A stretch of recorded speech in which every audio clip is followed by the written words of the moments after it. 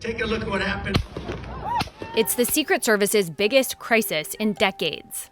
How did a 20-year-old gunman climb a rooftop with a rifle and fire shots at former President Donald Trump from less than 150 yards away? Shooters down. Are we good to move? This is a colossal failure for the Secret Service. The Secret Service isn't just responsible for the safety and security of the protectee. They're also there for the safety and the security of the people that are showing up to these events. So this is tragic all around. Here's what we know about the security gaps that led to the assassination attempt on Trump. Yeah, look, there he is. In a video taken by a bystander shortly before the shooting, the gunman, Thomas Matthew Crooks, could be seen crawling on a roof as people were heard pointing him out.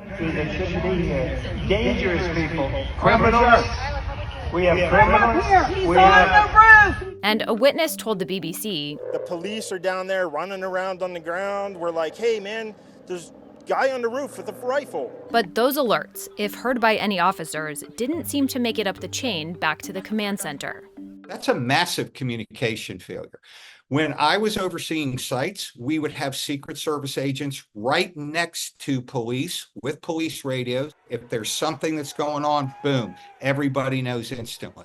Quite frankly, if the detail had known there was an armed person climbing up on a roof, they would have evacuated the president right away, no questions asked. Beyond that, the Secret Service said it relied on local law enforcement to secure the building that Crooks climbed. Typically, Secret Service and local police operate together in concentric circles. Closest to the principal, in this case Trump, are teams of highly trained Secret Service agents.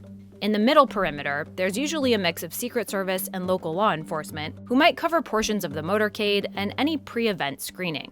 And in the outer perimeter, security largely falls on local law enforcement. In Butler, the building the shooter climbed was technically outside of the rally venue, and the Secret Service didn't sweep it. It fell through the cracks, which still falls to the Secret Service because it means nobody checked to make sure the plan was in fact implemented correctly. According to the Butler County Sheriff, right before the shooting, a local officer climbed onto the building and saw Crooks, but dropped to the ground when Crooks aimed his rifle at him. In an interview with ABC News, the Secret Service Director Kimberly Cheadle said local officials were inside the building when Crooks scaled it, but said, "The buck stops with me. I am the director of the Secret Service." There are also questions about why counter-sniper teams located behind Trump didn't take out the shooter earlier, even though they appeared to be facing in his direction. Once the shooting started, they had rounds on target almost instantly. So that tells me that that shooter had come to their attention, and they were in the decision loop. The investigations into what went wrong will also focus heavily on what happened before the event even took place. The Butler rally was announced by the Trump campaign 10 days ahead of time, which experts say gave the Secret Service plenty of time to do site advance planning and potentially even eliminate the line of sight from the building where the gunman was perched to Trump's stage. In this situation, you actually had an event site that was being built. So they're there to find out what the dimensions are going to be, what the stage is going to look like, where it's going to be located.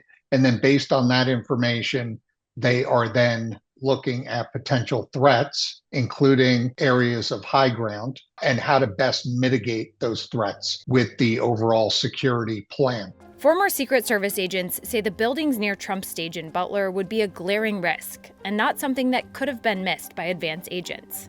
We lost a president in 1963. And guess what?